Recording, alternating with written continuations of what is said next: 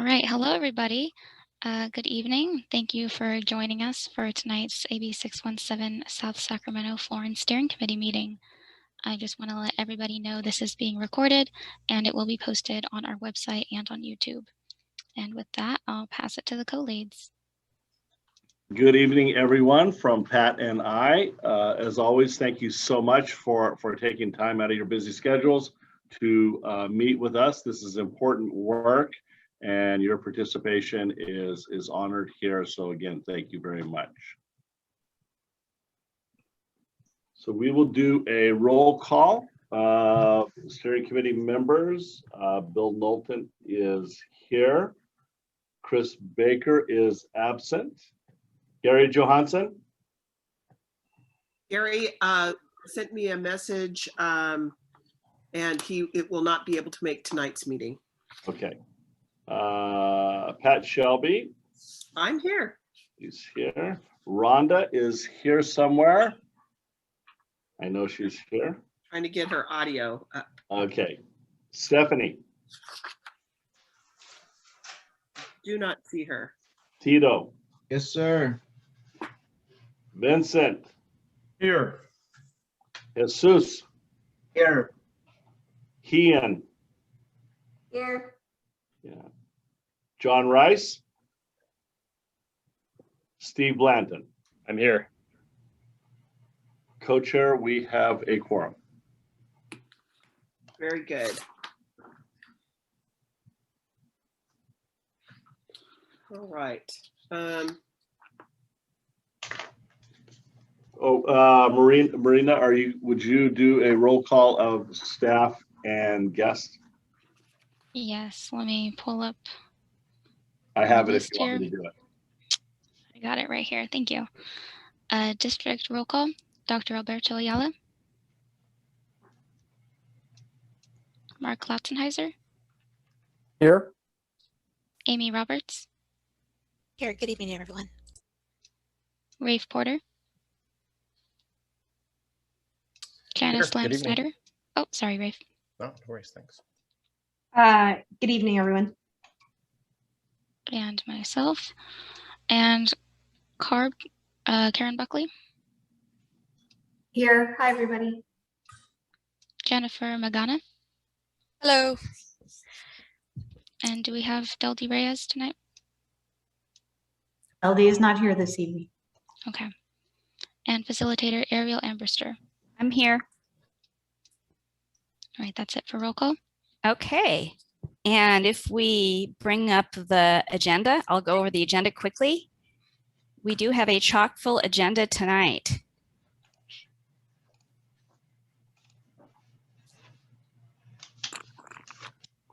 Oh, should we happen to mention that congratulations to our new addition, well, father who's absent for parental leave.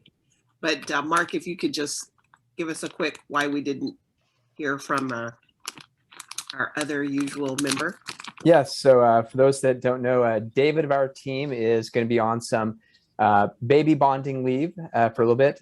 He is the proud additional father of twins. Oh, boy. So his time is going to be, he already had a couple little ones. And so by adding in a couple twins, safe to say he is very sleep deprived and busy helping out at home at the moment. Wow. Congratulations. Congrats to him. Okay. Ariel, I'm sorry I interrupted. Continue, please. No, that was perfect because we were getting the agenda up. All right, so we will have a quick district update, and then we have three major topics today. Our first is the outreach subgroup report back and decisions on how to move forward with outreach. And then we have the phase 3 air monitoring location discussion and recommendation from the steering committee. And then our third big item is the upcoming meeting timeline and subgroups, where you all can decide which subgroups you would like to form to be doing work in the months ahead. And then we'll have new business and future agenda topics and our general public comment period but we will have time for public comments on the substantive items. Okay, so, and hopefully we'll get you out at 8 p.m. sharp. And then just a quick review of our code of conduct from the new steering committee charter. We ask that folks treat everyone with courtesy and respect, avoid personally attacking or demeaning anyone, and avoid interrupting others who have the floor or disrupting or delaying the meeting. Please, if we can strive to be fair and unbiased toward each other, the public and the district, and value each other's time and each other's opportunity to speak. The steering committee strives to reach consensus, and if it's not, then it agrees to disagree and looks for a majority decision. We ask that everyone seek to listen courteously and attentively to the public and to hold each other accountable for the code. Okay, and with that, I am shifting it over to Marina. Hello again. So I'll run through our Zoom logistics for anyone who is new here or new to Zoom.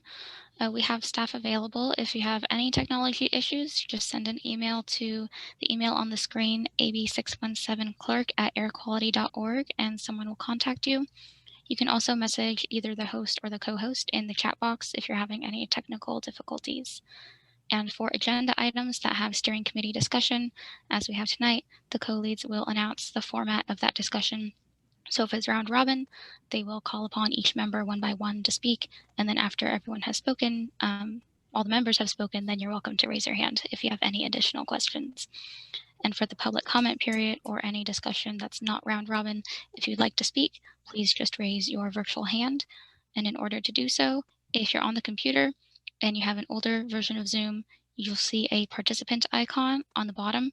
And when you click on that, you get a panel of all the participants. At the bottom of the panel, you should see a raise hand button. Also on the computer, if you're on newer version of Zoom, you can click on the reactions button and select raise hand. I think most people are on the reactions button version now. If you're on the phone, you can press *9 and you will hear an automatic voice saying that your hand is raised and to wait to be called upon. When you are called upon, if you're on the computer, just press your unmute button, microphone icon. If you're on the phone, press *6. And if you're on both phone and computer, you might have to unmute yourself on both. You can also email any comments to that same email, ab617clerk@airquality.org, during the public comment period, and we'll read it aloud to the committee. And lastly, a reminder for steering committee members, it is appreciated but not required to have your camera turned on if you have any privacy concerns about your home being viewed publicly. As I mentioned in the beginning, this meeting is recorded and posted on our website and on YouTube. So if you have any concerns about that, you are not required. And that's it for our Zoom logistics. I'll pass it to the co-leads. All right, I'll take the next bit. You did receive, members, you did receive the meeting notes. If you were at the meeting or have been able to review and follow the video from the last meeting, I am looking for a motion to accept our minutes from the last meeting. So moved. Moved by Steve Blanton. Do I have a second? Yes, second. Thank you, Jesus. Okay, it has been moved and seconded. Our meeting notes from June 22nd, 2021 are accepted.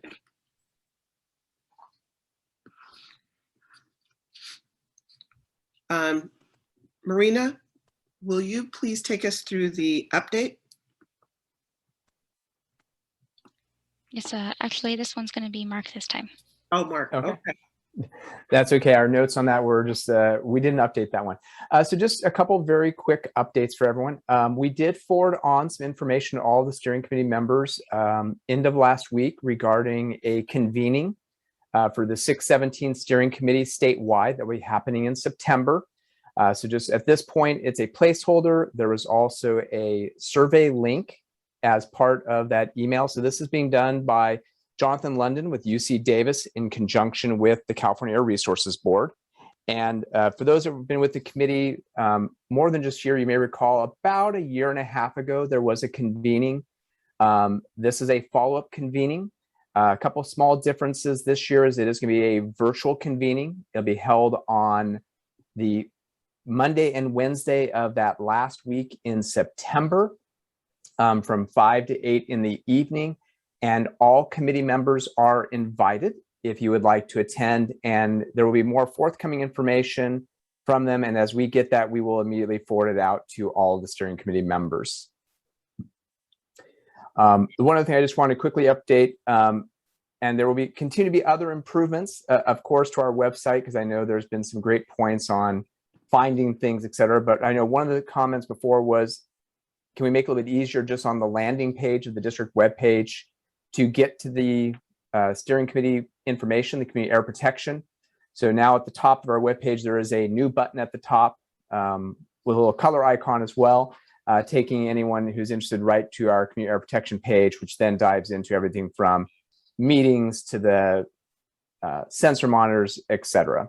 So I just want to let you guys know that as we are hearing some of the different suggestions from you on the district webpage, we're doing what we can to go ahead and make those happen quickly. And with that, I will turn it back over. Thank you. All right.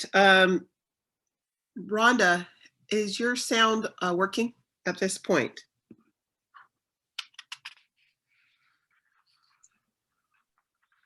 Yes, it is. Oh, very good. Okay.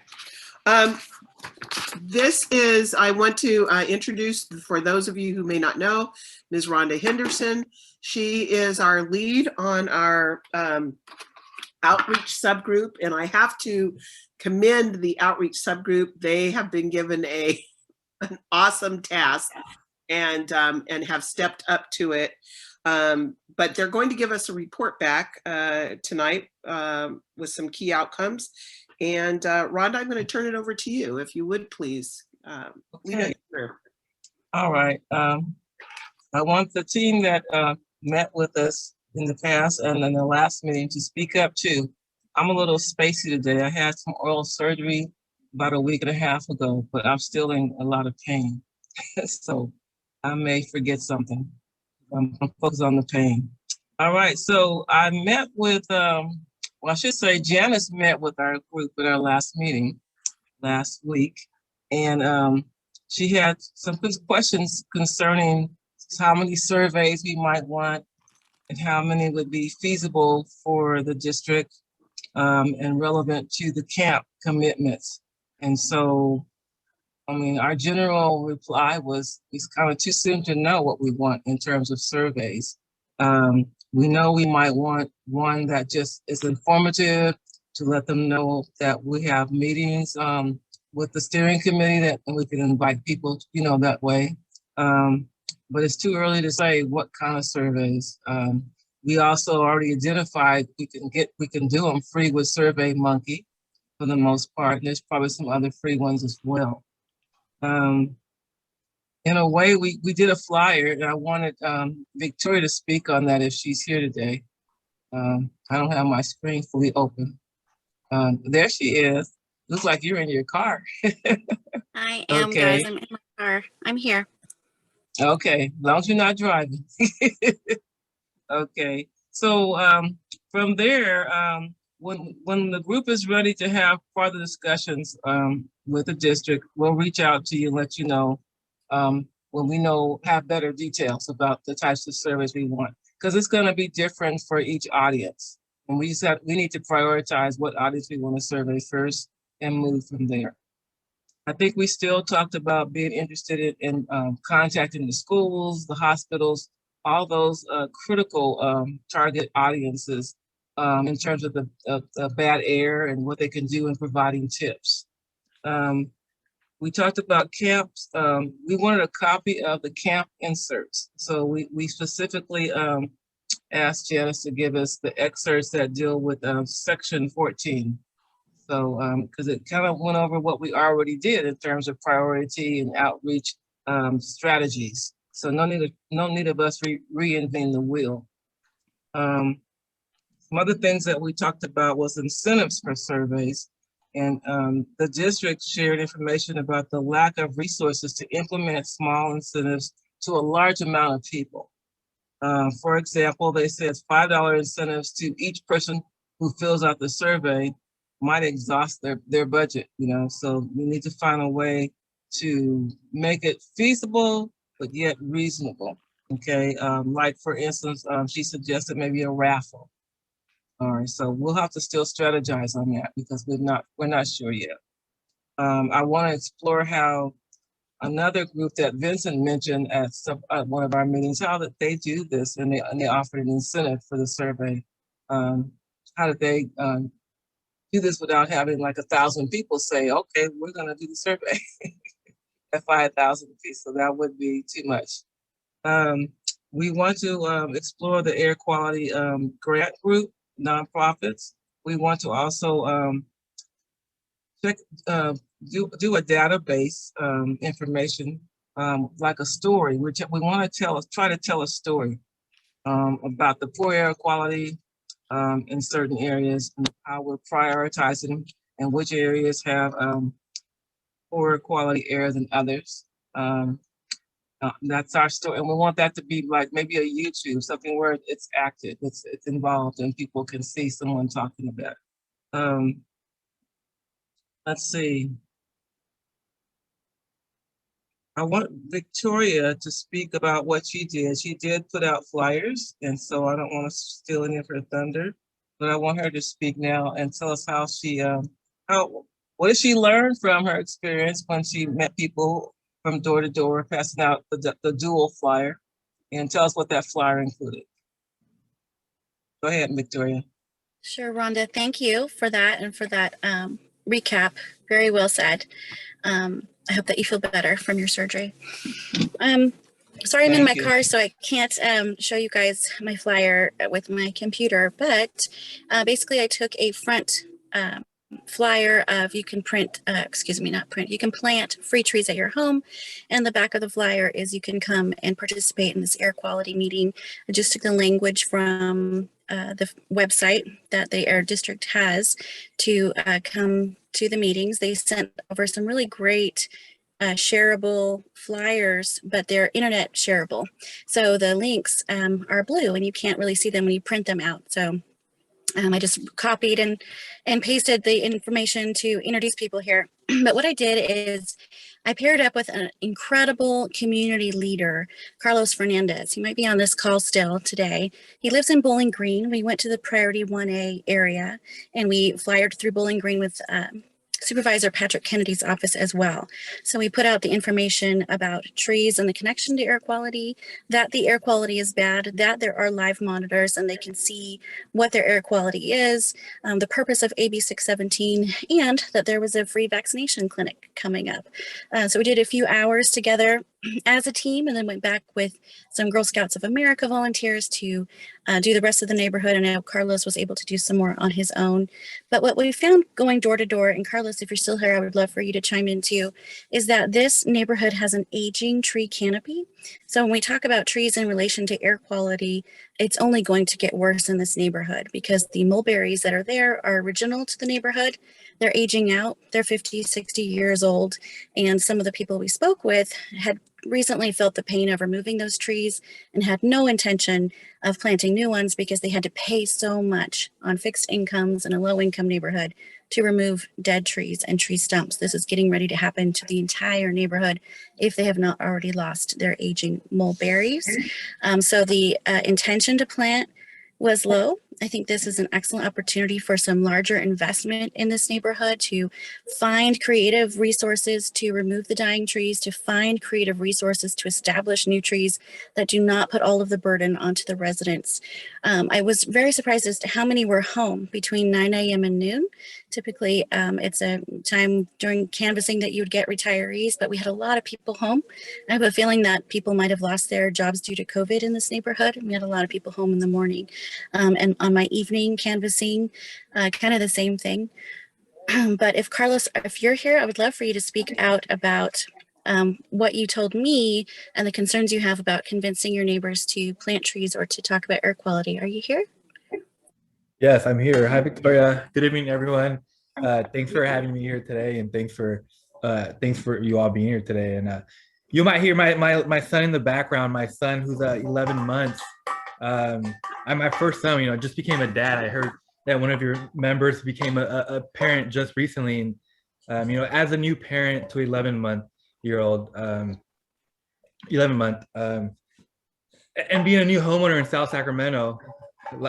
Also during the pandemic, my fiance and I, one of the things that we noticed from the Arden Arcade area, that this area has a lot of less trees. And when we drive around and when we walk around, there's not as many trees. And I think speaking with Victoria and speaking with different community members, we realized how important these trees are to the community. And when we met with these neighbors, like Victoria said, some of these neighbors are not interested in planting more trees because of their experiences with them. And I think there's a lot of outreach that needs to be done. I think there's a lot of educating that there needs to be done, and showing these community members the importance of clean air and more trees in our neighborhood. I'm a resident. My fiance and I are eager to help out and be part of this effort. So we're just excited to be here and learn how we can help. Thank you so much, Carlos. Thank you. Victoria, can you tell the group why people are reluctant to plant more trees specifically? Yeah, I can say from the people we spoke with, the maintenance cost is definitely a factor, because all the trees are dying at the same time because they were all planted at the same time. This neighborhood is feeling the weight of removing dead and dying trees, or calling a tree service company like Carlos did through a neighborhoods grant with the Sacramento Tree Foundation to prune their trees. Right, people are trying to get creative to maintain the larger trees they have, which are vital to any air quality that they do have as their existing tree canopy, and they are on their way to losing it. It's aging out really rapidly. So I think people are hesitant because they don't understand the steep loss of canopy is going to raise the air pollution that they have. That's already the priority 1A. We know it's bad. It's just going to get worse. And I don't think people understand that. I don't think they're making that connection. Everyone that we said, that we spoke with said, oh yeah, I'm sure the air quality is bad here. And no, I don't want to plant a tree. I think there was one person who was like, oh, okay, I'll check it out. But because most of them had recently paid really high prices to remove a dead and dying tree, we don't have any sort of program for seniors or people in a fixed income to do tree care maintenance in Sacramento. It's a common concern we hear every day at the Sacramento Tree Foundation. The tree care is expensive. But we do have a robust urban forestry department that maintains, thousands of trees. I think we have 900,000 trees in Sacramento maintained by our urban forestry department.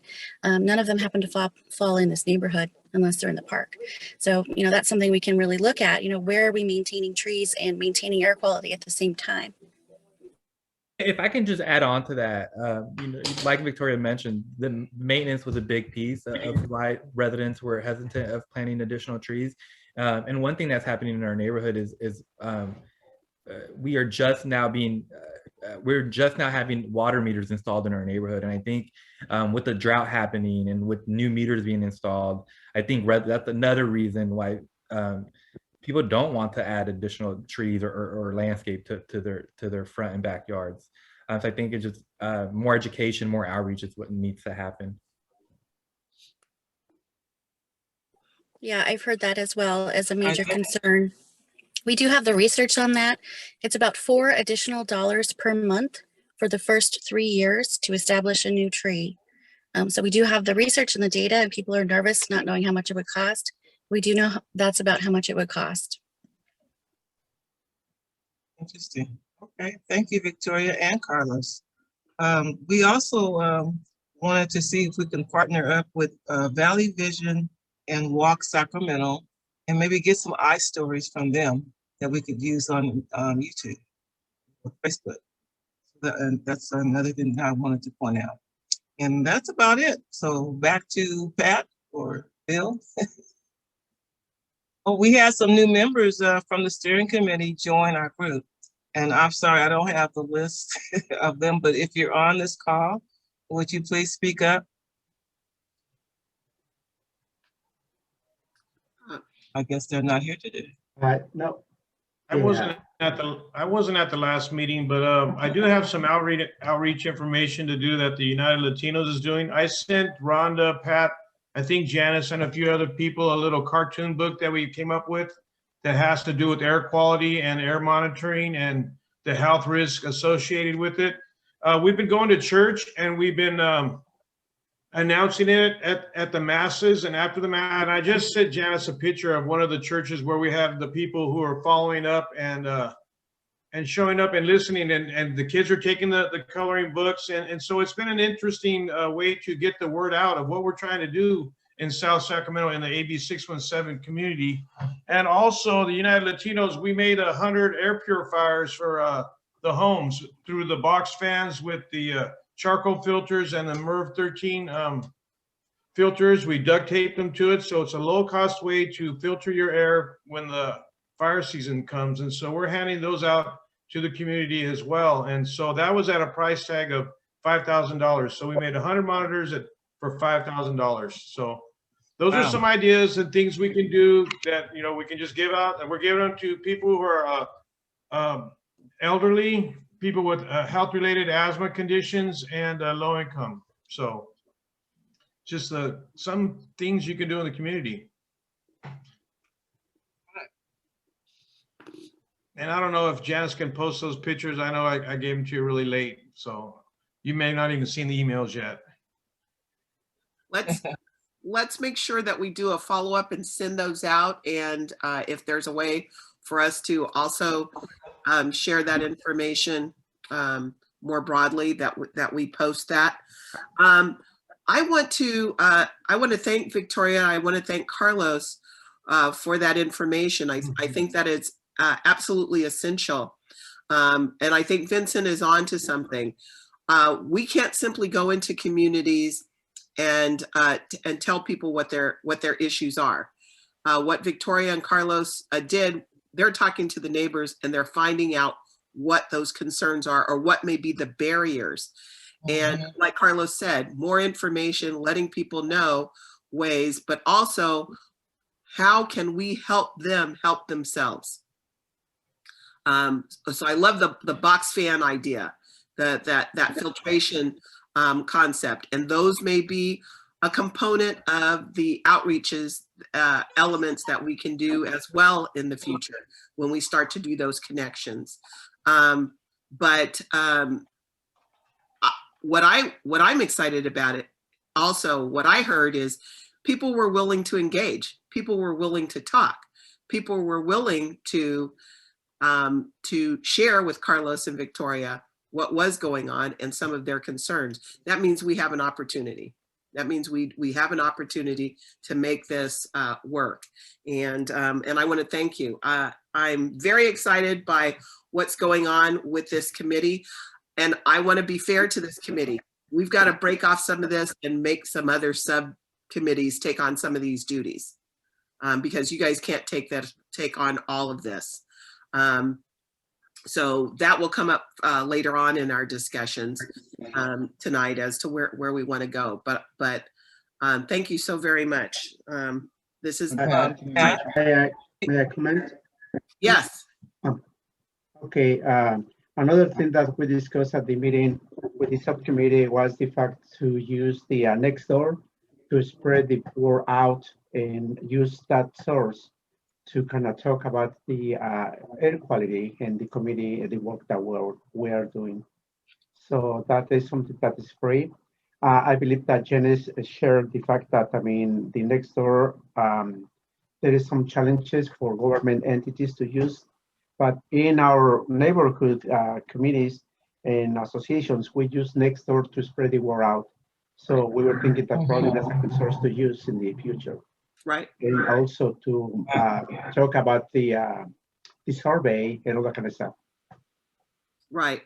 I know in my Nextdoor app, when I look at it, the communities talking with each other, and oftentimes we have also share government links so that people can go back and trace back to the government link to get further information. It's not necessarily their channel that they're using all the time. Exactly. That's what we use here in our neighborhood also, and we posted our community meetings, and the response has been incredible. I mean, even the participation of the neighbors has been increasing lately because of that. Very good. And also, Pat, we had about 3 or 4 people from the steering committee volunteer to help us so that we can give them assignments. So we're not trying to take it all by ourselves, and we'll take more people who are interested. Well, and out of that as well, finding new community network and members such as Carlos that are willing to be part of that membership. Victoria, you've raised your hand. You have a comment? Yeah, directly in relation to you saying, directing them towards a government link. One thing we mentioned in our committee meeting with Janice is that when Carlos and I did point people towards the air monitor page where they can see the live data, it's always green, right? All of the monitors are always green because they're wildfire smoke colored, right? So it looks like the air quality is great all the time. And I feel that's a little misleading. Being on the steering committee meetings and seeing the graphs and the presentations we've received about how the air quality was not green or good or green light in Bowling Green. So that's something that Janice had, understood that what we were talking about, and that I think the Air District could really do right by really soon, is by maybe showing different maps or different representations of what the air quality is like, not just during a wildfire event, but all the time. And Victoria, I know that follow up in the part of the comment that I had heard about that as well. The Cal Envirus screen that really breaks down some of the health issues as we start to look at those areas are perhaps some of the things we need to be bringing forward, because the air quality is impacting us at that level, and being able to share so people know the impact of why their kids are suffering with asthma at such high rates and those types of things. Yes, exactly that. Or just being able to see something that's not green all the time, right? Right. Just note that that got some comments in the chat too. Yes. So we also asked Janice if she would come up with a different graphic for that that's realistic and that doesn't show all the sites being green. So, yeah, so all of those are really good point. I think that there's different goals, right? I think the map that we showed was like real-time air quality data. So there are times, especially if it's showing, PM 2.5 during the summertime, we're going to see typically low concentrations absent of wildfire time. And so, but what I heard is that, we want to maybe create a graphic that can tell a story that what the typical, not typical, but how that particular area is impacted. And so I think that that's well taken, and we're going back and thinking about what types of graphs that we've already shown to the steering committee, right? Some of the analysis that we have done that could be shared.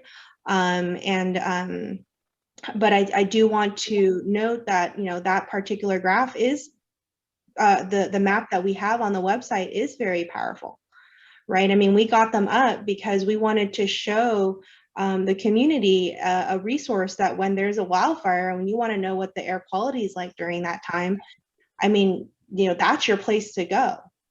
And so it's important for us to, I think, distinguish, the two objectives, and I think they're both important, and let's find a way to address both needs. Okay. Hey, folks, I'm just going to give a time warning. Okay. Go ahead, Pat. Yes, we're over time, but we're going to take Adrian Nguyen quickly and then Vincent Valdez. All right, well, thank you. I just wanted to point out, so for the Sacramento Neighborhoods Activating on Air Quality project, we also deployed Clarity monitors. So we are having some of the same kind of issues with the interface, and I don't think it's like an easy fix. You can't, you'd have to put a new map on there basically if you want them to present themselves kind of in a different way. One thing though, so for our project that actually ends March 30th of next year, We have funding in our project to do a hackathon, kind of in the, I think the winter, maybe January, February timeframe before the project's over. And we have yet to kind of scope what that looks like. Again, we're working with residents, and the whole point of AB 617 is to defer to residents.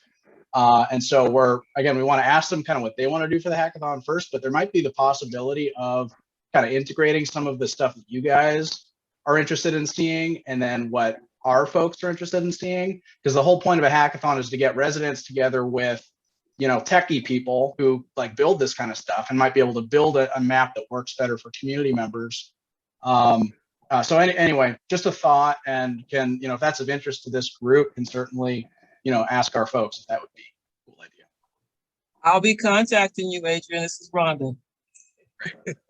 Thank you, Adrian. And I do know my husband has participated in some of those hackathons where a community goal is made and the group comes together and builds something to meet it's Code for Sacramento. Code for Sacramento, I think, is usually the group that does it. But absolutely, those are things that we should definitely be looking at.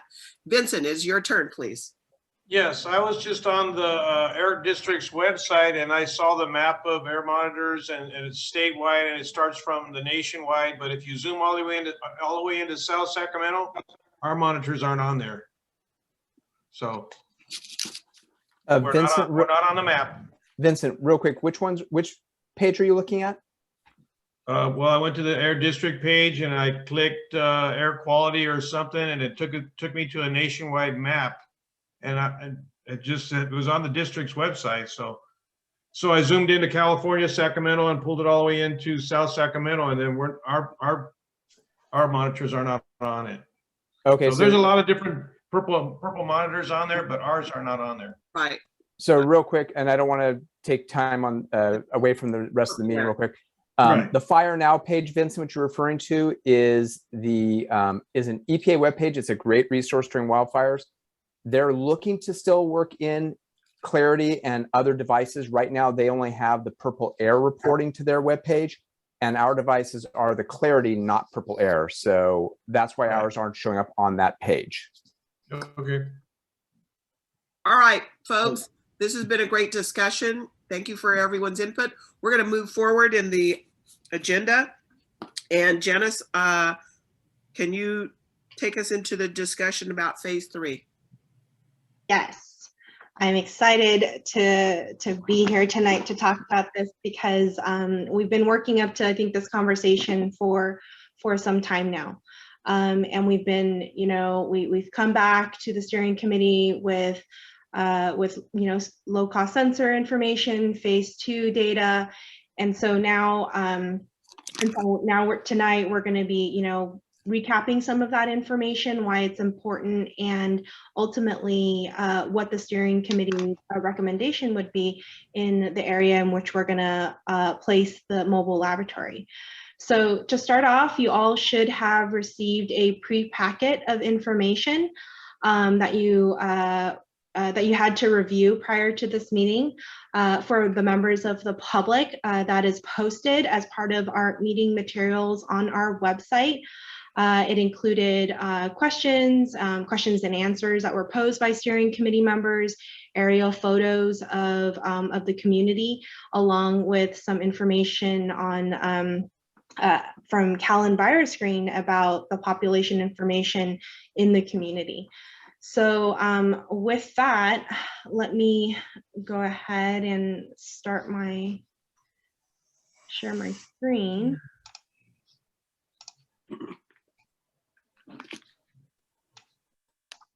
Vincent, you have your hand up.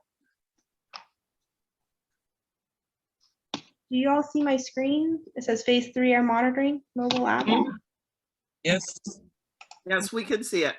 Okay. My question was already asked. Thank you.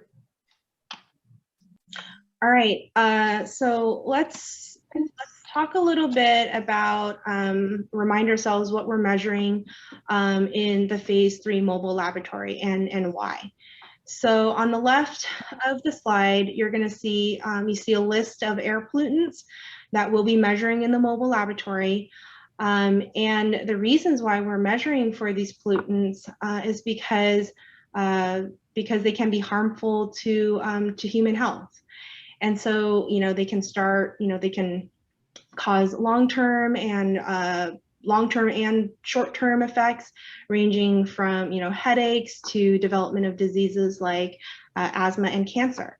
And because of these health concerns, the state and EPA has set ambient air quality standards for these pollutants, and they have made legally binding requirements that areas that don't meet these standards, that they work towards meeting them.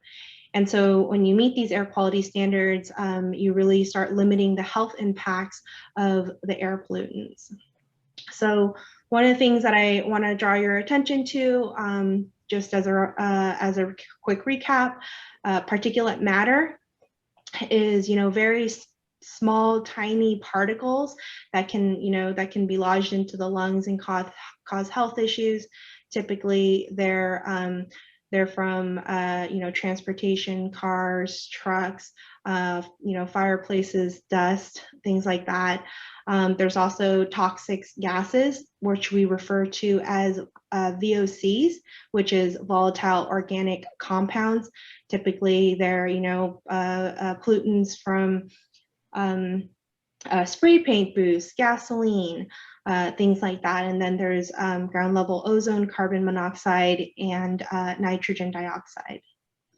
So with that, what we are really trying to do with phase 3 is try to figure out, what level is the community experiencing, what might be causing the air pollution in the South Sacramento, and how do we start understanding that so that we can start reducing emissions. So now the question that we're going to be talking about tonight is where do we hope to place this mobile monitoring laboratory?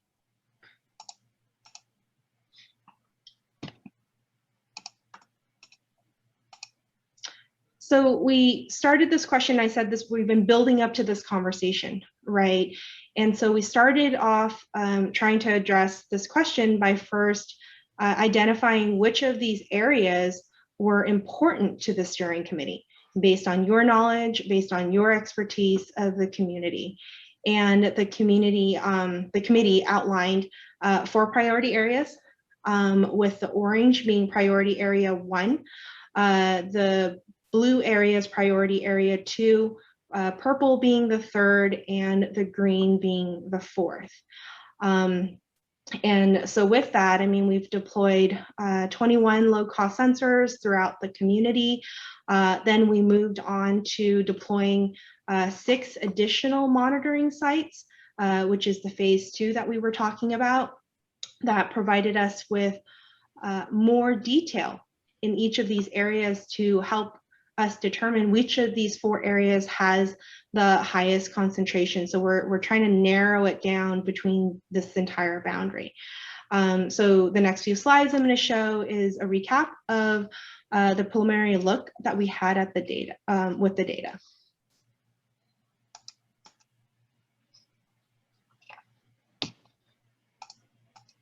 So on your left is a map of the 6 phase 2 monitoring sites in the 4 priority areas.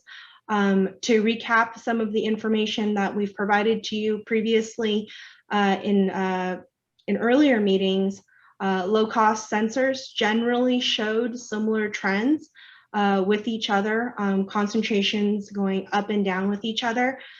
We've narrowed down that priority area 1, which is the orange area, has a couple of sites that we're seeing has shown, the higher concentrations for PM2.5, PM2.5 toxic metals, as well as black carbon. And again, it's important to note that the toxic metals and black carbon is a component of the total PM2.5. So that's what PM2.5 is made out of. And then in priority area 2, we're seeing that that's where we're seeing the highest toxics VOC data out of all of the 4 areas. But coming in as a second contender is the priority area 1.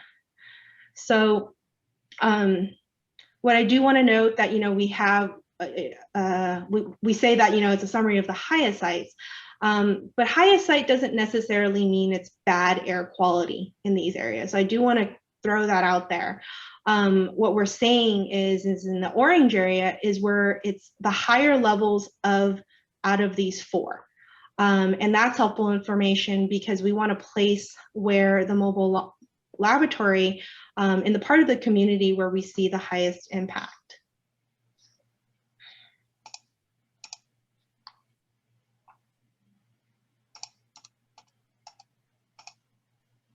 So let's take this slide here takes a look at one of the pollutants that we discussed, and which is particulate matter in the priority area 1.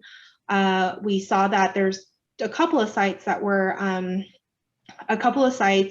and we had questions about that the last time we met and talked about black carbon. What you see here is a graph where the orange bar is VFW and the blue bar is of station 56. And so let me just remind folks where that is. So VFW post is this red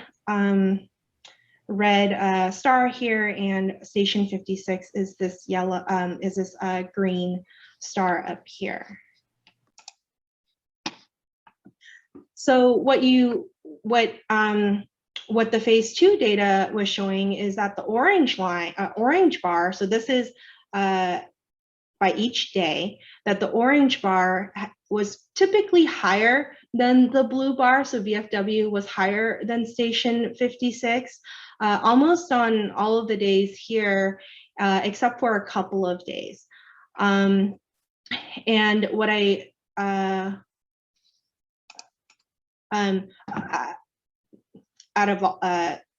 throughout the couple of, except for a couple of days. The red line that you see is where the EPA has set the federal health standard for PM 2.5, and you can see that except for one of the days throughout this data, that it exceeds that standard.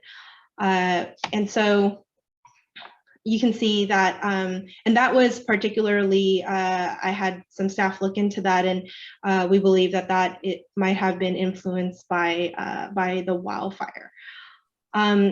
What you see here is very typical on what we see on a daily basis, the going up and going down. It depends on the emissions for that day, what the weather might be like. Calm days and nights can potentially trap pollutants in one area versus, if you had like a windy day where it can, disperse the pollutants around or spread it around in large area, spread it around so you're diluting it. But in general, I think the point here is that we want to stay below that red line on a regular occurrence and where we can. But I also think that our work doesn't stop here, right? We still want to continue lowering these bars and understanding what's causing the air pollution so that we continue to reduce the emissions in the community. And really that's where phase 3 is really going to help us refine this information and track it for the long term. Janice, real quick before, I don't know if it's specific to this slide, but I see Vincent has his hand raised, so. Go ahead, Vincent. Are there any other charts to compare the PM 2.5 or the black carbon or the VOCs to these two sites? Yeah, so I don't have any charts, but I do for the other sites. But what I can tell you is that— I meant for these two sites, since we're comparing station 56 and VFW, do we have any other black carbon or VOC charts to look at? Mm-hmm. So that's perfect. So that's actually segues into my next slide. So what I want to, before I go to the next slide, I want to call everybody's attention to the scale of it. So the scale right now is from 0 to 45 as you look, from the bottom to up. And so what we want to know is what makes up this orange and blue line, right? And so what Vincent was sharing is black carbon. And so black carbon is part of PM 2.5. And again, this scale here is from 0 to 5. So the last slide I showed was 0 to 45. So it's a subset of PM 2.5. And what you're seeing here is at the average black carbon concentration by the time of day. So as you're looking on the left, it's midnight, and then as you move towards the right hand side, it's to 11 p.m. to midnight. So what we're seeing here is that in the early morning we're seeing concentrations go up, and then during the afternoon time, through the afternoon until the evening, the concentration starts going up for black carbon. And typically what this trend shows us, it's very similar to what we see for wood smoke pollution.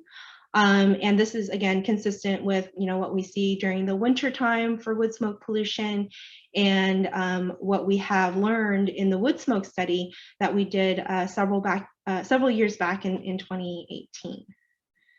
And so this is just some information we have, and then in the phase 3 monitoring that we're going to have with the mobile laboratory, we're going to learn more about what might be influencing the concentrations in these areas.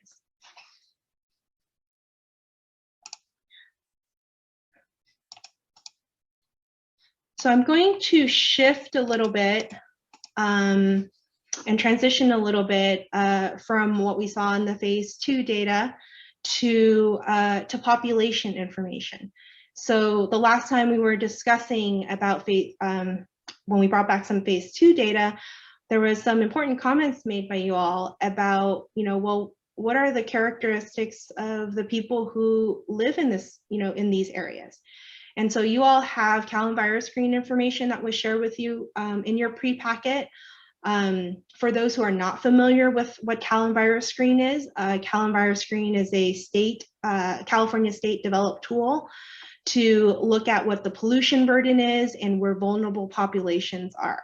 And this particular tool, it gets updated periodically with new information, and it continues to be updated. The one that we're showing right now is Cal and virus screen 4.0, which is the latest version that was released by the state. In the map, what you see on the screen is 2 census tracts in priority area 1. These 2 census tracts indicated in the red have a 90th percentile score or greater, meaning that these 2 census tracts are higher than 90% of the census tracts in California. So one way to think about it, percentiles is, if you have taken your kid to the doctor and they've measured their height and they're saying, hey, they're in the 70th percentile. That means that they're taller than 70% of the kids on average for height. So a higher score here means that the area might be more vulnerable to the impacts of pollution. And in priority area 1, we definitely have 2 census tracts that reveals that. Okay, so with that, before I get to the next slide, or the last slide on this topic, I wanted to show the steering committee what the mobile lab looks like compared to what we did in our phase 2 sites that you saw before. So this, on the left-hand side, is our mobile laboratory, and it's about 20 by 8.5. On the right-hand side is our phase 2 monitoring sites. And, as you can see, the footprint is going to be significantly different, right? We're still going to need fencing around the trailer, as well as power considerations. So it is going to be difficult to find a suitable location, and so we may not have very many choices in terms of finding a location. All right, with that, I'm going to move to our last slide here. Just to recap, kind of walk through, what ultimately the district's recommendation is that we focus in priority area 1 to canvass the area for a location. A few reasons for that, or the few reasons that I went through tonight, which is, it is the steering committee's first priority. It had high sites from the phase 2 monitoring, and it does contain 2 census tracts that shows high scores for Cal and virus screen. And so we feel pretty confident that, this is an area that we should probably focus in on and look to place the mobile laboratory. So with that, we can start discussion, and I'll pass it on to the chairs for that. And just note that Vincent has his hand up.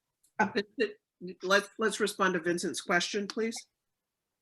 Hi, Vincent. Oh, yeah, I had a question. So I did go back to the Air District's website and looked at the air monitoring stations tab on there, and there's 7 air monitors. Are those the federally regulated air monitors that the district monitors in Sacramento? Janice, if you want, I looked at the page that I think Vincent's sorry, I'm referring trying to to. think which page. Janice was busy presenting. I was able to take a look at the web page when I saw your comment there, Vincent. Yes, those would be the federal regulatory stations that you saw the 7 listed. Okay, thank you. And South Sacramento doesn't have one. Right. Correct. No, the 7 are spread across Sacramento based upon the national requirements and are typically placed. Some of them have been in their locations for decades based upon the requirements of EPA on hitting up the highest areas in the county, which depending on the pollutant in some cases is usually actually hitting up against our foothill areas. But again, it depends on the pollutant. And I think the good news is that this phase 3 mobile laboratory is going to be very similar, if not has more than a lot of the other monitoring sites that we have across the county. So that's something that's very good that we're bringing into the community. Janice, if I may just real quick, that's a great point. On that previous slide that Janice was just showing with the picture showing the mobile lab, the small building right behind the mobile lab is one of those 7 stations Vincent was just asking about. And the mobile lab is going to have about twice as many monitors in it as that station right behind the mobile lab. So just because there's a federal regulatory lab, it does not necessarily mean that some of them, yes, have quite a bit. There are a couple of our stations that have a number of them. Several of the federal regulatory ones, though, may only do 1 or 2 pollutants based upon a specific federal requirement, whereas you saw the list of pollutants in the mobile lab that we're putting into this community.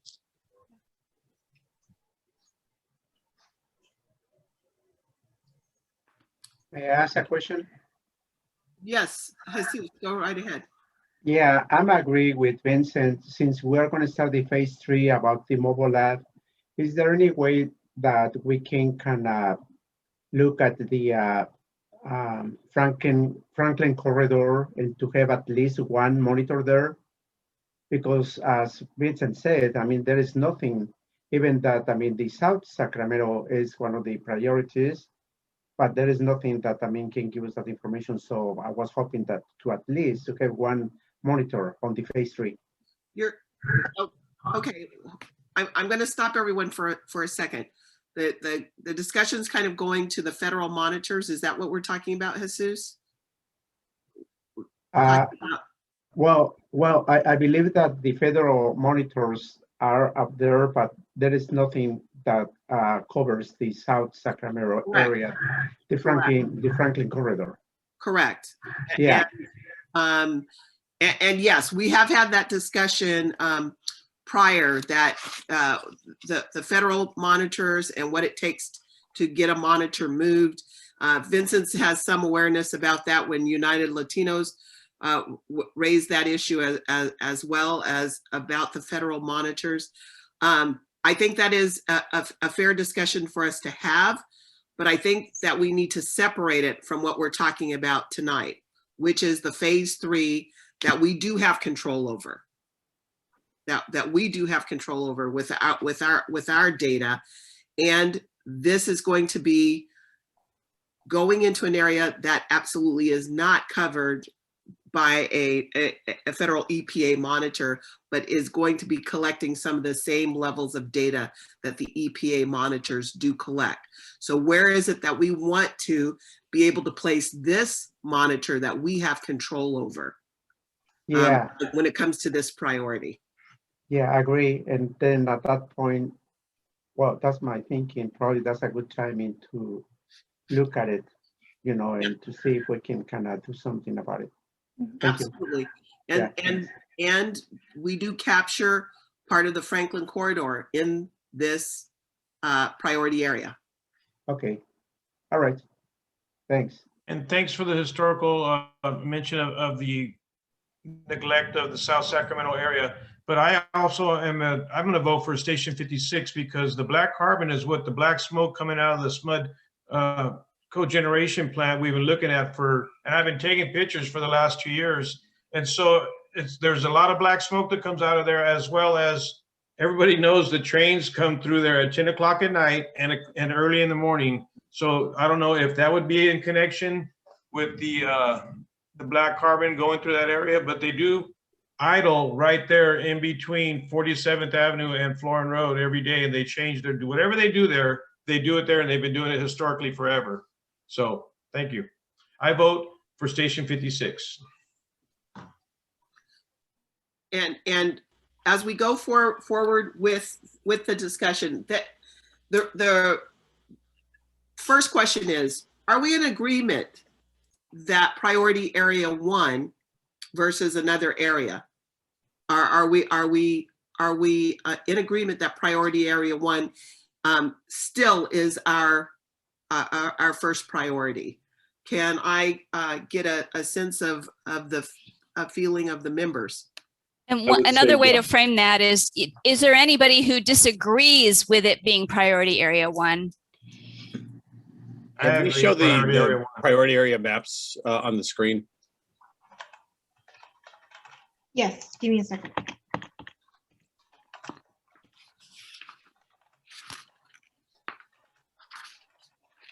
Oh, sorry. Do you guys see my screen? Yes, we can see your screen. And folks, also, I want to reference in the packet that you received when for the discussion of the phase 2 monitors and the phase 3 monitors, we got some of the Cal EnviroScreen data for Area 56, VFW, Florin Elementary, Sump 50, Impact Church, and CRC. If you look at those, you can see also that kind of across the board, the higher numbers are in Area 1. The higher risks, in other words, are there. And I think Pat made a good mention of that handout that you all got, because that shows some of the schools and the child care centers in the area too. Yeah. That would seem to make the most sense then, at least from my perspective. Okay. Any other comment? I agree with it. All right. So it seems that that priority area 1 is not in dispute. So now we have to move to the issue, and Vincent was bringing it up. He has reasons and concerns for Area 56. That would be in the northern corner of the area. Some of the Janice, can you show the map that shows 56 versus VFW? And understanding the Air District is saying it may be challenging to find any site within this priority area 1. So the red is the VFW and the green is Station 56, and that's what Vincent was referring to. Right. Right, and so just to add on to that, Ariel, the reason why we need that large area was some of the reasons that I explained earlier, in terms of trying to find a location where somebody's going to allow us to be there. We're going to need to have adequate power, and so we're going to need that entire area to search for a place to put the phase 3 monitor. So although I hear all of the concerns in terms of Station 56 or VFW, but we're really needing to have that entire area to search for a location. Potentially, just a way of framing it is, if the district finds that it does have options, what would the steering committee favor within this area then?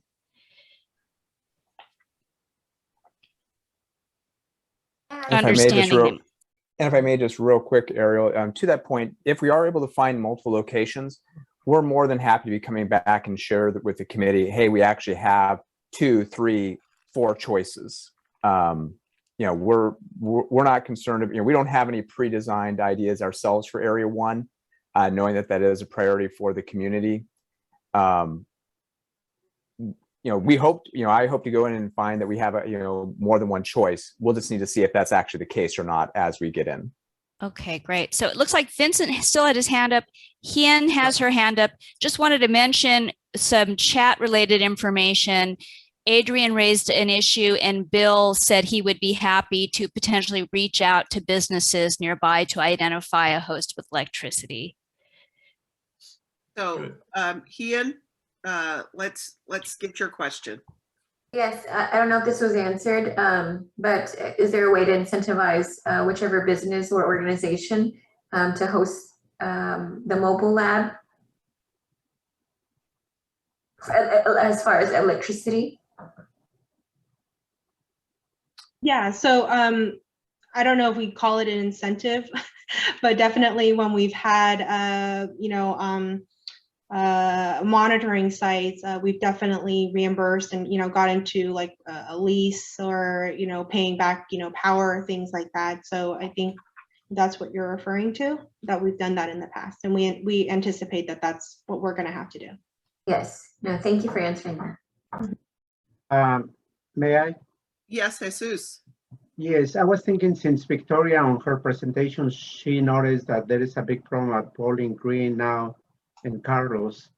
I believe that, maybe there is a potential site to kind of look at it on the phase 3 to have a monitor in that area around Bowling Green. And those it's going to be, let me say it this way. We had difficulty placing phase 1, little more difficulty getting phase 2. This thing is multiple times larger. It's going to need security. It's going to need electricity. It's going to need fencing. It's going to need space.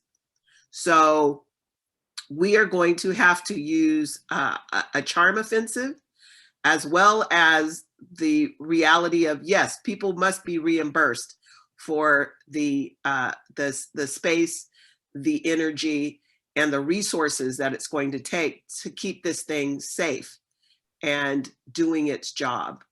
And it's going to be there for a period of time. And let me just say this, we are also going to have to find some level of security, because you see a trailer like that, it says, there's something expensive in here. Wonder what it's worth. So yes, all of those things are going to be taken into thing. Carlos has raised his hand. Hey, Pat, I'm not sure if you guys have in the past tried this, but I believe on the street in my neighborhood on Williamsburg, there's a probation office, a county office, and I'm not sure if that would be a location that would work for this. It could be nice. That's a state. That's actually a state office, and they've moved. Actually, they've been moving some of their facilities down to Elk Grove. actually, it is probation, and there is behind Florin, between Florin and I don't know the other street, but Oh, there the is county. county. It's county. Okay. Yeah. The state one was just up the street on Williamsboro. The county probation office as well. Okay. Yes, they have a building there, and they have a parking lot that is gated. And I know the probation officers there. I mean, so, and I'm sure that we can kind of talk to them. So Vincent has mentioned in chat the SMUD cogen plan as a potential secure location. And I just wanted to mention we started this item a little bit late. We're at about at time, and just letting you know. We're not disagreeing, but I do want to point out that Victoria put into the chat that this very information that Janice has presented is also some of the information that could be very good at the community level to see at a glance. All right. Any other comment from the members? Any other comments from public? Seeing none, let's move forward in the agenda. Vincent, do you have your hand up, Pat? No, but I do have a comment. So did we select potential sites right now, or did we just talk about it and not make a list? And do we have anything to go on? We did not select a specific site at this point, Vincent. So now the issue is going to be a confirmation of a vote that we are selecting area 1, priority area 1, and directing the district to find a location within that area. And we can note that there are preferences for that have been named. And I've heard 3. I've heard VFW, I've heard Williamsboro, and I've heard Station 56. Thank you. That's what I was wondering, if we made a list of the potential sites we were going to look at. Thank you. And what I would just add to that, Vincent, is we'll look as well in terms of other areas, and hopefully we have more than one choice so we can let everyone know about. That'd be the ideal case. I just know from what the team has done before in terms of getting some locations. It's one of those things on the surface, it seems so nice and straightforward, and it never really is. So I hope that we can bring you guys some choices and we can get permission at more than one spot. To the committee as a whole, and I don't know if Bill or Pat, if you guys want to make this as part of the vote, we may not have different sites until our next regular meeting anyway. But if we do have sites sooner, are you okay, or would you like to maybe make this as part of your confirmation vote, that we could reach out to the committee members early in terms of a final decision if we have more than one choice, or is it just better to wait till the next committee meeting? I pose that as a question.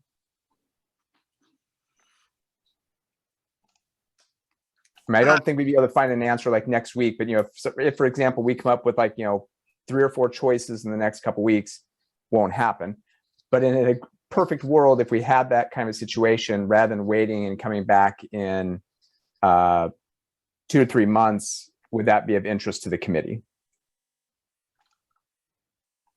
My comment is it probably would. I would ask you to send out the information and a survey to the members as to what might be their priorities, and then we could look at coming together or having a special session to actually, if it comes down to needing an actual vote, if that happened prior, I would not be opposed. Thank you. This is Tito. Yes, Tito, please. I got tired of raising my hand. Both left and right got tired. So anyway. Let's look for your virtual hand. I know it's the palm trees getting in the way, but real quick, I know Vincent's very passionate about the urgency of it. I just think this is way too important right now to make that decision. It's not really just up to us, but we have to see if the vendors the owners of all these places are willing to accommodate us, just like Pat said. I think for me, we need to do some more exploratory in these particular areas. I know maybe some of us have personal relationship or personal history with this particular area, and I think Impact Church is great, but Area 56 seems like more viable options. I just think it's way too early to make that decision right now. And it's to be fair to everybody, let's give it more time. But I appreciate Janice, making this presentation today, and hopefully in a couple of weeks we will make a better decision later in terms of choosing a location that what we want, but also what the landowners and the business owners are willing to accommodate. Does that make sense? Thank you. Those are good points. Vincent, is your hand up, or is it still? Okay, no, it's not. We've taken care of that discussion. Are we ready for a vote to select priority area 1 and direct staff to look for locations within that area, having expressed some of our preferences, but to look for an area and bring that information back to us? Do I have a motion for that? Make a motion that we have the district look for options and bring it back to the committee. Second. Okay, I have a motion from Rhonda Henderson, a second from Tito. All in favor? Aye. Aye. Go through. Aye. Aye. Aye. All right. Okay. And Hien, did we get a voice from you? Oh, yes, I said aye. It was like musical chairs of ayes earlier. Thank you. All right. So that was unanimous by the participants of the board committee. So thank you. That is adopted, and staff, you have been given direction, please, to proceed. Thank you, Pat. All right. Next item on the agenda.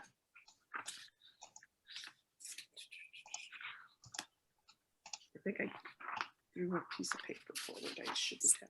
So that's the upcoming meeting timeline and the subgroup discussion. Yes, we're getting to it a little late. And Mark is doing that one, I think. Mark, if you could go ahead and bring us some update. Certainly. So really, we're going to be leaving most of this time really for the committee themselves to talk about subgroups. But just as a quick reminder and a recap, a little bit of what we talked about last meeting when we were talking about just the budget limitations coming forward, as we are looking at doing a quarterly meeting schedule for the next year. And the reason why we have a September/October listed up here as the next meeting is, you may recall earlier at the beginning of the meeting, I talked about the convening that would be happening in September on a Monday and Wednesday. Right now, the 4th Tuesday in September would be sandwiched by the convening. But we also know that a lot of times, a lot of the committee members have set aside the 4th Tuesday already as sort of a hold point. So we just want to let you know that we're open to either keeping the meeting scheduled for September, and we just then you'd have those that wish to participate in the convening would have that on Monday and Wednesday, with our committee meeting on that Tuesday. We can look at just doing that meeting on the 4th Tuesday in October, or if the committee wishes, we could look at doing something, early October, to not be waiting all the way until the end of October. But I sort of want to put that one out there a little bit as well, just so that you don't feel like it needs to be sandwiched right with the convening, but we'll of course leave that to the discretion of what is best for the committee members. But to that extent, and I do want to sort of come back to that question just one moment, but one of the things that really this is going to be leading us into, though, is, we're already seeing a lot of great work coming out of the outreach subgroup that Rhonda already mentioned, how there's other members stepping forward and offering to help with that workload. Is just, are there other subgroups? Are there other activities going on? Because even though we're going to be talking about less frequent meetings like this, we do want to be maintaining all the momentum we've got going. Obviously, on our end, we're still going to be doing all the monitoring. We're going to be having all the data collection. We're doing the analysis. So it's how do we go ahead and really maintain all this great work? So when we come together it's for decisions, it's for information sharing, and obviously information will be coming out throughout. But it's how do we go ahead and, are there subgroups that are meeting and working on decision points for the whole group so that we are still having action happening on outreach? Are we figuring out, what's the questions that we're trying to answer in terms of the monitoring? As that data starts coming in, we're already getting data in from the phase 1 and phase 2. As we get to the phase 3 data, what's the best ways to be sharing that? All that can still be happening in the meantime as well. So it's really just a matter of leading into this next slide in just a moment about some subgroups and just what else the committee thinks will be very helpful moving forward. And I don't know if the committee would like to maybe mull over the September or an October meeting in just a moment, maybe come back to that at the end of the meeting when we're talking about next agendas, or if you want to address that piece right now. So I'll sort of pause and look to the committee for any thoughts there. I think that's an open discussion. Is there any commentary or thoughts from committee members about what Mark has said?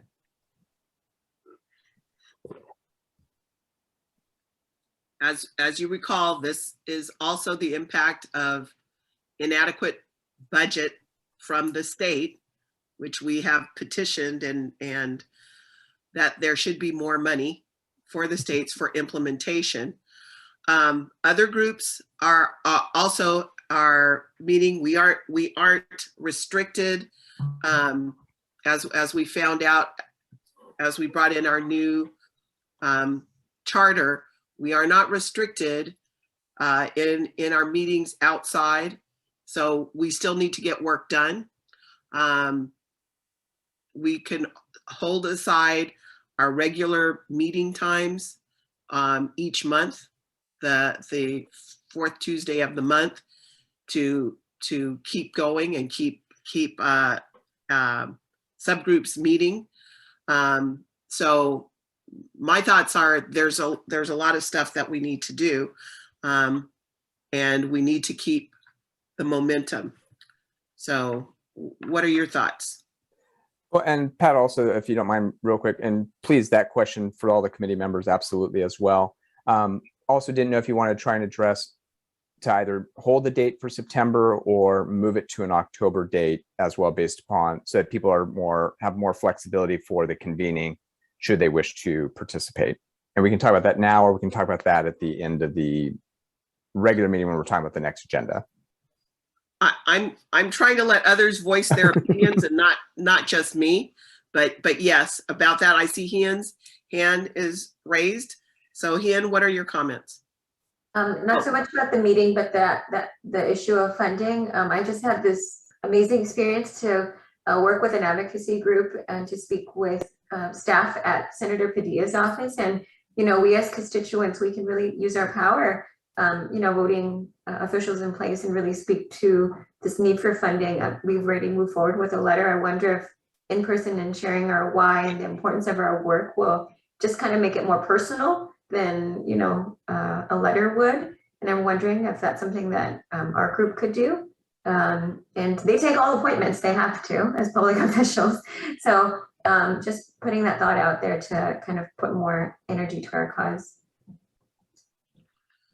I think that's a fair question. And I also think that can fall into a subgroup. Who are going to be spokespersons and what's the message that they're carrying? And maybe not just to media, but there may be some direct advocacy to our elected officials that could also take place under that umbrella.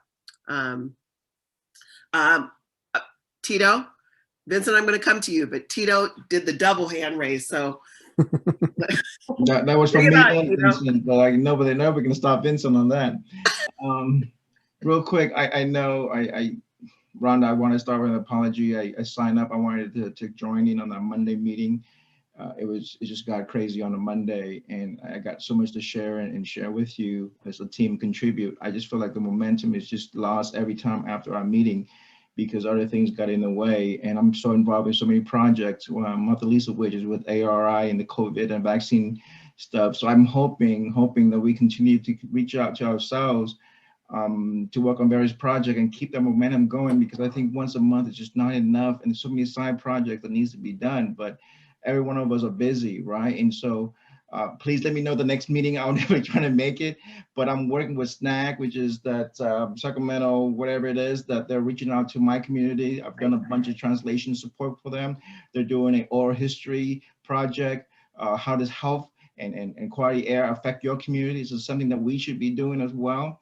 Right. I got a bunch of projects with them already. I'm like, well, whatever, they're our project, right? So having said that, I'm with you, sister. I apologize for missing the last meeting, but no problem, no problem. Well, we all have hectic schedules, so no problem.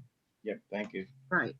Yeah, and that shout out that you did for SNAC, Rhonda has made the initial contact as well for around the issues of those stories and what that health is, and we've been invited to participate as well. So that's a wonderful thing. Yeah.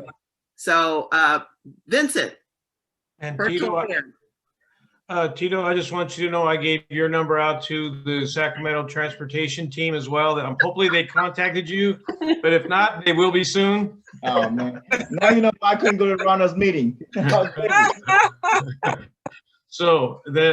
they were interested in outreach and working in the community, and so the AB 617 has brought us to a lot of different places. But my question is, have we made the decision to go to the quarterly? Is that what our question is? And if we haven't, I just think that we still need to meet on a regular basis. And I don't know if quarterly every 3 months may or may not be enough. I'm looking at every other month, something like that, so where we can report in and move on different age areas, because I don't know what we would get done in 3. It would take the power out of our steering committee, I feel, in getting input to the air district and input from the community and input to the air district. I don't know how.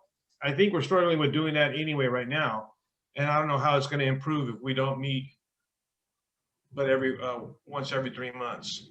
So and my original question is, have we gone to that decision already, or are we discussing it now? We're discussing it now. Okay. So Mark? Well, and what I would just say there real quick is actually the quarterly piece is basic, and it's actually because we're obviously still having like a meeting now, and we're having another one in June. It ends up being about 5 meetings between now through this year. What we're really sort of talking about now is, in terms of a time frame, is September or October timeframe meeting.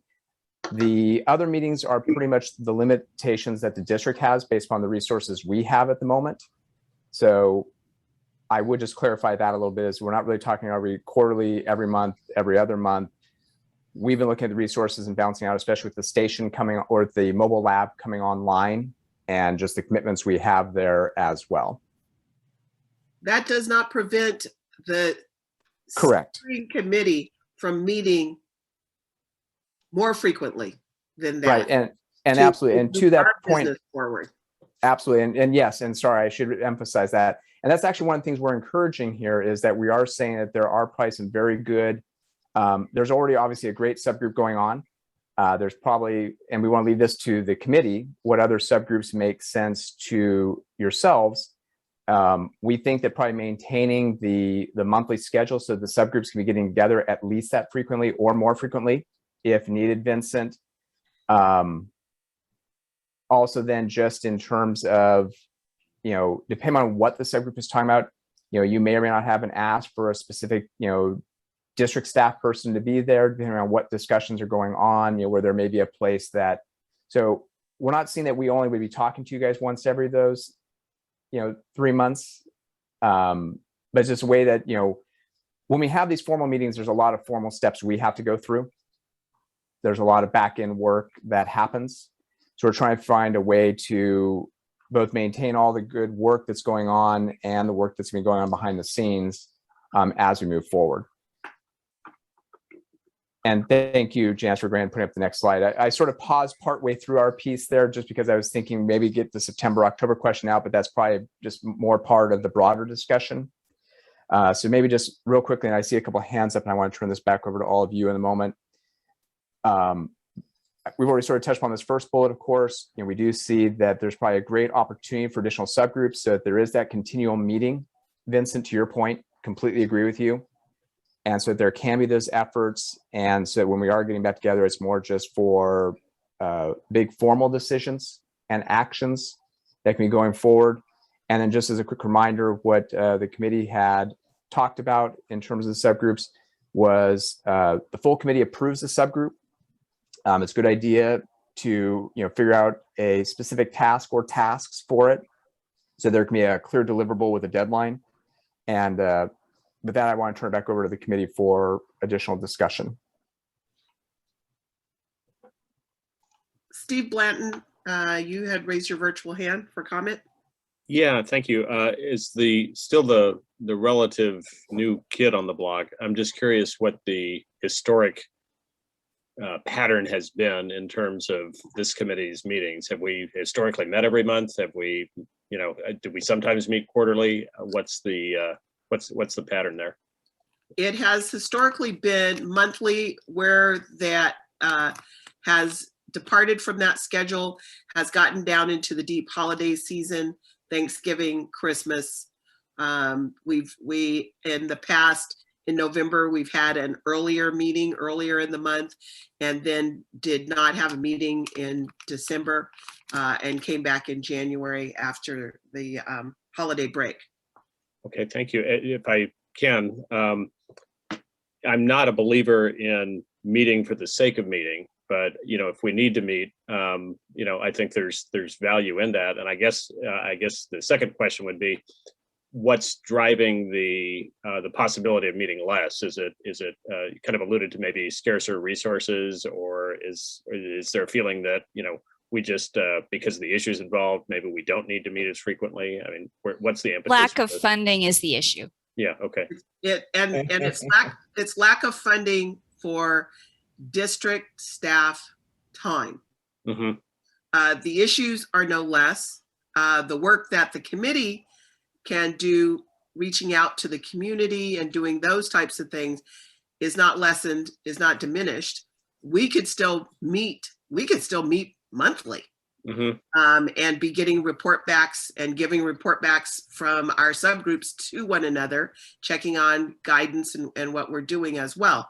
So the issue is, when is there going to be relative staff time to be able to plan and post and do all of the larger aspects that it takes in creating this meeting? Sure. Yeah, it's kind of hard to get around lack of funding. So. It's very hard. Yeah. It's very hard. Yeah. Those of us who are paying our bills, we know. Mm-hmm. When it dries up, we go without something. Mm-hmm.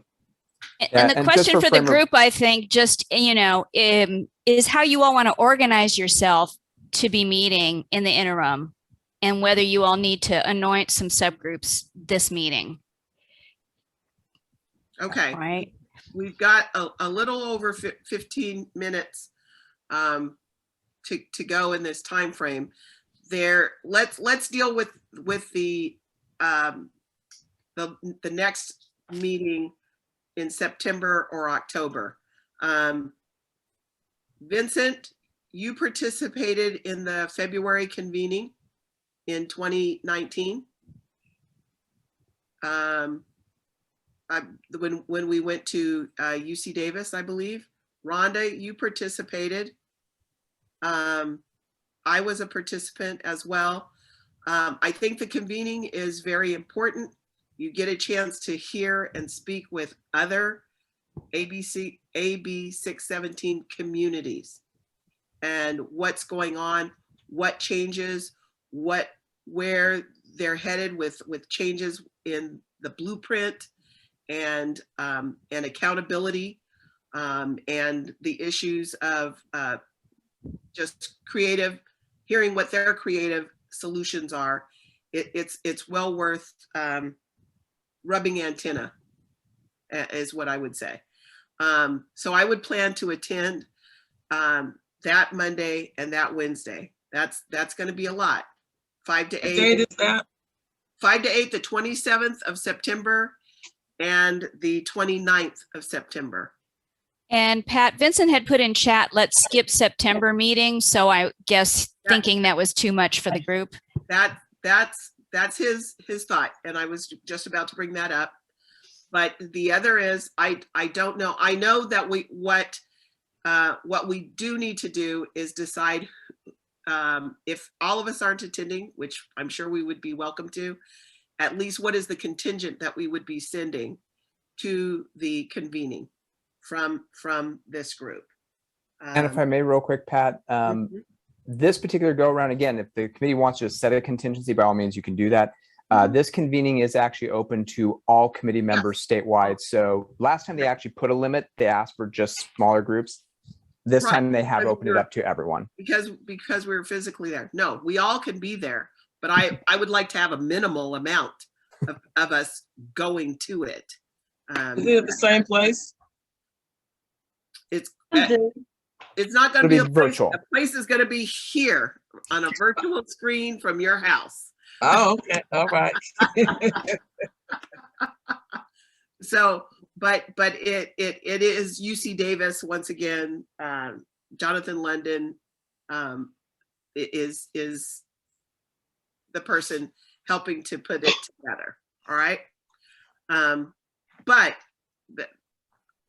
with that, what are your thoughts, folks, about we're operating under some level of budget constraint? So we're talking about September or October as the meeting where district staff will be with us. What is your choice? September or October? October. For me, it's going to be October because in September, tentatively, we are going to be attending this other conference, whatever, in online. So it's going to be 2 days. So I rather want to be in October. Okay, Steve Blanton, what is your comment? I think that was a good point. And, given that, I think I'd support October as well. Okay. Vincent, we read your comment in about skipping September. And I'm assuming for the same reasons. Yes, for the same reason, yes, yeah. I agree. It'll be a lot to do in 3 days there. Right. Any other comments? All right, so it looks like do we have a motion for that next meeting to be in October? Like the next meeting from today? Yes, it would be. So well, it's the next formal meeting with their district staff. Yes, and that's what we're talking about. And we don't know when our next informal meeting with just the steering committee is going to be? I want it to be next month on the 4th Tuesday. I agree. I'm going to keep my calendar. Yes. Yeah, I think that the steering committee needs to meet every month on the 4th Tuesday, no less than that. Yes, I agree. Because otherwise, how are we going to have accountability to each other and accountability to the community that we're moving forward? Yeah, I agree with that. Okay, so that's where I'm at. So, the 4th Tuesday of the month, 6 p.m., we're still here. Okay, and the district is supposed to be getting a website, a Zoom account that would be also accessible to us for those meetings, right? If all else fails, I have a Zoom account that can do it for us. And Carlos is asking, would it be open to the public? Yes, Carlos, it will be open to the public. Yeah, basically, if I may, real quick, 2 things to Pat's thing, and I don't want to interrupt you guys on the vote. We will have, I'm going through this paperwork right now so we'll have a separate Zoom so you guys can still access it. And basically, when the committee is still getting together, it may be multiple subgroups, but basically it would be the equivalent of having subgroup meetings on those days. So you can still, yes, you can have the public there, everything else, but we won't be there recording it. We won't be posting those to our website. We won't have a formal agenda that we'll be putting up for those meetings, should you guys decide to keep meeting on that monthly basis. But we think keeping the monthly time slot for one or more subgroups is a fantastic idea. Right. And folks, let me just say, this may be one of our jump offs with Nextdoor as well. Okay, letting people know where we are and what we're going to be doing. We're not going to have Marina there either. I know. Don't you miss her already? Can we have Marina at least? Well, that's one of the there's a question, and what that Steve Blanton has had his virtual hand up. Could you please ask? Yeah, thank you. I think the Zoom is great, but I'm just curious if there's any Brown Act concerns. You kind of, Mark, you kind of went in that direction, but you know, we might not have a formal agenda, but at the same time, I don't know if we have posting requirements or, you know, anything like that. And I just want to be sure we don't actually accidentally step on something. So, Steve, great question. We, as part of the amendments on the charter, we did this last year. We are not under the Brown Act. Obviously, there would be no decisions, actions. How do I phrase this? The committee will be able to move forward in terms of actions that have already been approved in the regular committee meetings, but there would not be any new actions or decisions except in the regular committee meetings that we post and notice. So, for example, like, you know, the outreach group is already authorized, and the committee has already authorized a lot of things for the outreach group to be working on. That's already happening independent of coming back to the full body. But by the same token, when the subgroups are meeting, there is that commitment that they're coming back to actions in the fully noticed meeting settings. Does that help answer your question? it does. Thank you. All right. Further discussion. Hien, did you have a question? No, I do not. Okay. All right. So Janice, do you want to put up the slide then, or just the placeholder slide? So if the committee would like to think about additional subgroups that you might want to form, we just sort of have a blank one. So we can put up your thoughts on other subgroups or activities you might want to be working on as you move forward.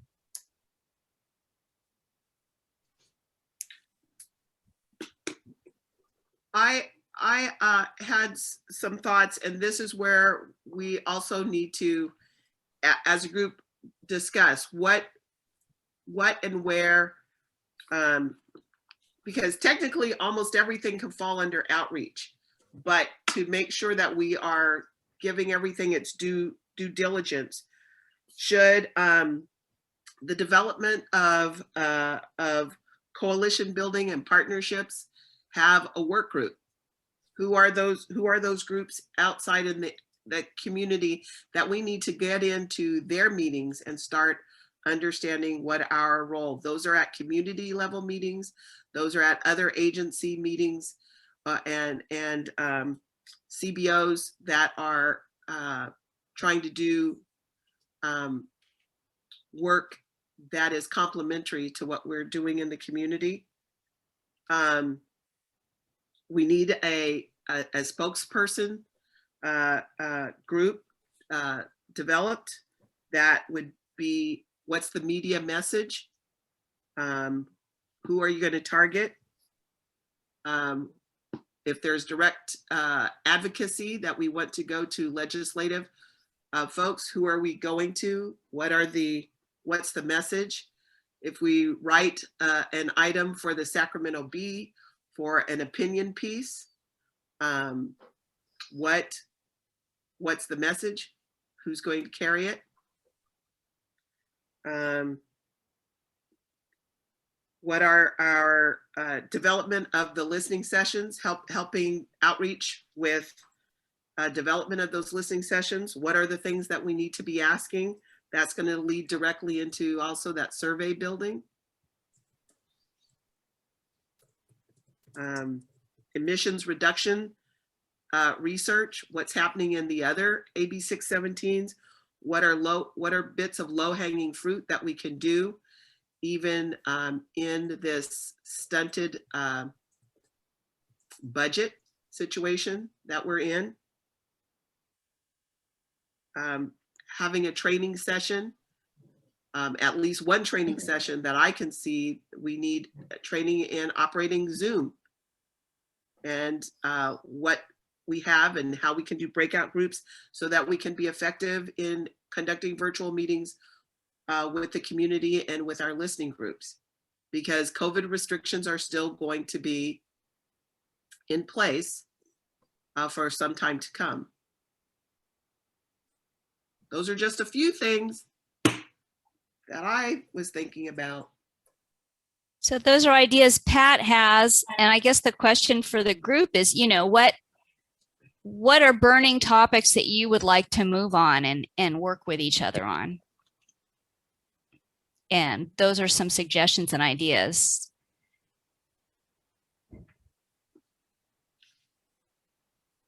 Maybe that's something that we can talk about next meeting in August, and we can kind of define exactly where we want to go and what we want to accomplish. That's my suggestion. Okay. Maybe Pat, can you put those in writing, and then we can write you back? That's our priority. Absolutely. That's yeah, and we can come prepared for next meeting. If you email those to us, we can think about it individually, then discuss that on our next meeting. I think Vincent has his hand up. Right. Yeah, I would like us to develop a list from all of us so we can have that discussion, because in October, if in fact we need to jump off and really formalize those committees and the actions that they are expected to take and the timeframes they are expected to deliver, we will be prepared. And I think we'll hear a lot more at the convening as well. I was going to say maybe we could have a committee to do how to incentivize the community and get some community input on air pollution reduction.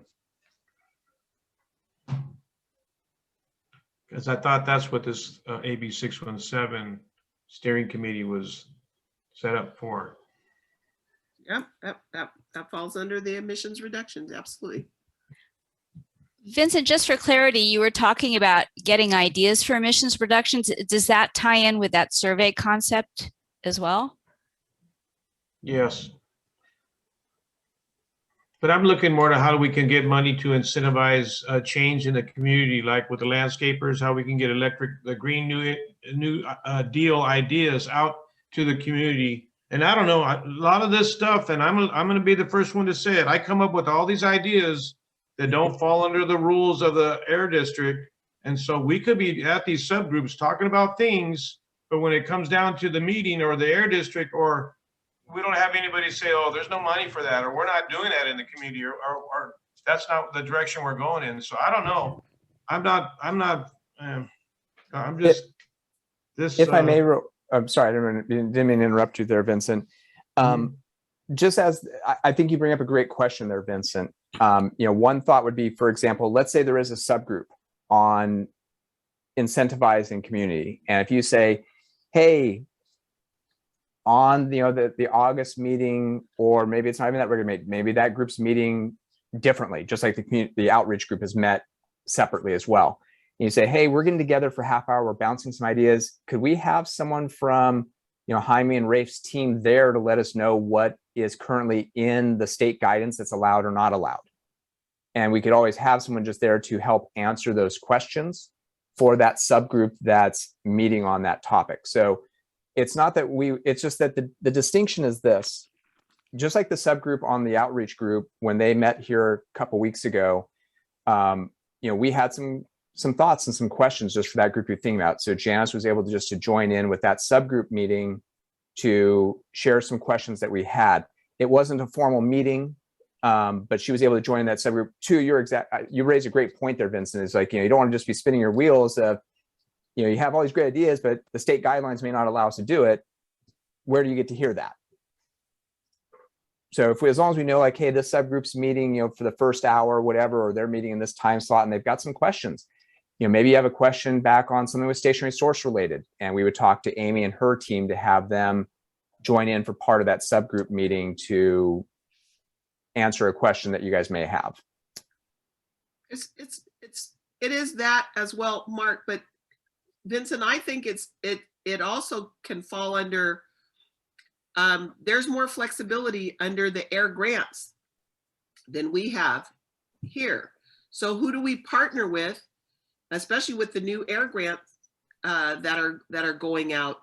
How do we partner with Valley Vision to, they're going after some of the funds. Other agencies are going after some of those funds. How do we partner with them to help with those incentives in their plans that they're building? Okay, any other comment? Well, some of the things that you mentioned may fall under the outreach subgroup and may be able to use some of that from our budget. Yes, potentially, and having some people who step up and are responsible for delivering on it. Right. So I do agree with Jesus that we need a deeper discussion of this, and that's something that we can do at our August meeting. I'm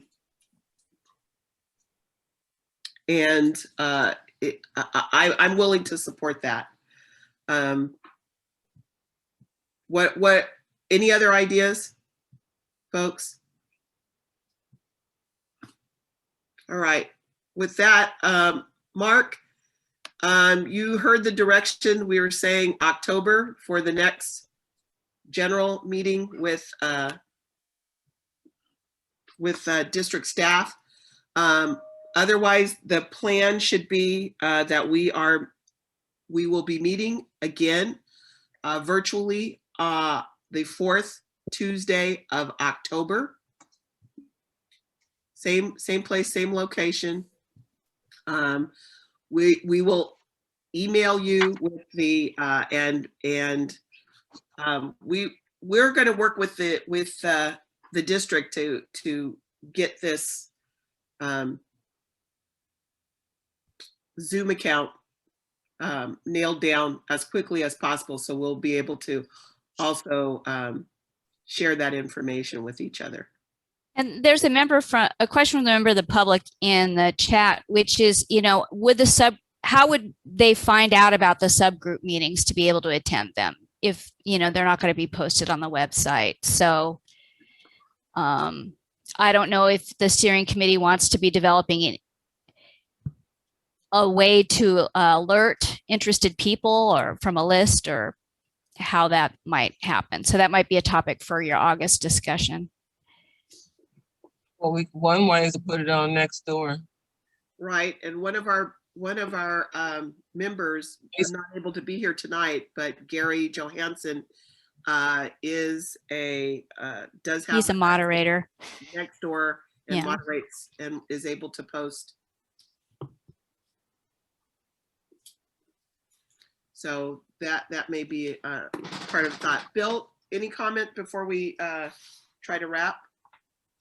So my only question was, not to put it on the spot, is when we have our off meetings or our meetings without staff, is Ariel going to be with us?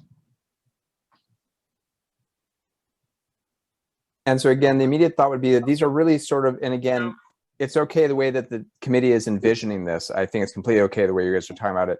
But really, this is more of a broader subgroup. I mean, context, just like what's been happening with Rhonda's group. So at the moment, we would not be thinking that Ariel will be part of it, but we can have some further discussions on that. Because again, really, it's not the committee, the whole committee may be getting back together, but it's not a committee meeting. It's going to be like subgroup meetings, because if there are other decisions, other things coming out, that's where we get back into the posting, the reporting, and all the other elements that go with it. So just like how the subgroup, the communication outreach subgroup has been getting together and working through different pieces, and we've jumped in as needed, but it's not a full committee meeting. Well, understood. And I guess my question, and again, we have this discussion, offline as well. But from my look at this, You know, we don't have Janice, we don't have Mark, we don't have Marina. You know, that's as far as cost savings, it's substantial. So it's just, just a thought going forward. Okay. I will just mention too, I think Pat and I had talked about my potentially helping out with the Zoom training. And I've also worked with Pat to put together like a subgroup leader packet handbook piece. So that might be something where I might show up at a meeting just to orient you all to that handbook or something like that. Those are ideas that have been talked about. So I just want to ask, can we have Ariel funded for the first 3 months as we go into our new direction? I'm asking Air District to talk about that and work that out and let us know. Yeah. We'll look into that. That's a fair question, Vincent. We'll look into it. We are under an existing contract that's coming up, so we'll see what there is still within that contract. Okay. So we have public comment at some point. We're over time. We're going to have. Do we have any public comment? And there is a special point of privilege I want to take before we close the meeting as well. Any other public comment? Can Adrian. Thanks. Just wanted to give a shout out to Rhonda for reaching out to us with respect to outreach. Ball's in your court, Rhonda, to shoot over some times, but look forward to meeting with you all and talking more about kind of how we can learn from each other. All right, thank you. Thanks, Adrian. Any other members of the public? Carlos Fernandez. Hey everyone, thanks again for allowing me to speak earlier and being here with you all today. I just learned about your steering committee a couple weeks ago through Victoria, and I'm really interested in the work that you're all doing, and I'm really interested in being involved and maybe having our voice heard. So if there is any way being involved and just being part of this, I'd be more than happy to do so, and be more than it would be a privilege. Join our group. Absolutely. Carlos, do you want to share any contact information or have us be able to, is there a place that you're comfortable, or we can get it from Victoria if you want, or get our information if you want. I'll go ahead and send it here in the chat. All right, very good. Rhonda, you want to capture that? Yes, I do. All right. Okay. Any other public comment? All right. At this point, I want to take a personal moment. I want to thank Hien Chan. Hien, this is her last official meeting, and I'm saying it that way, Hien, because the door is open and your opinions and your insight are truly valued. Just want to say thank you. And we are losing her for good reason. She is building her personal repertoire of experience and professional growth, and has been accepted into is it your doctoral program? Yes, my doctoral program. So I'll be working full time still in education, and yes, managing my life with my 3 children and pursuing my doctorate this fall. And I'm going to be truly missing this work. I'm over here sending private messages to Janice to see if I can still go to different meetings that are not on class times. I'm going to miss this work, and I'm so excited that Carlos is here today and wanting to join in our efforts, because we really need our community to get involved, and who better to do that than our residents and those of us who work in our communities. So this makes me feel good to kind of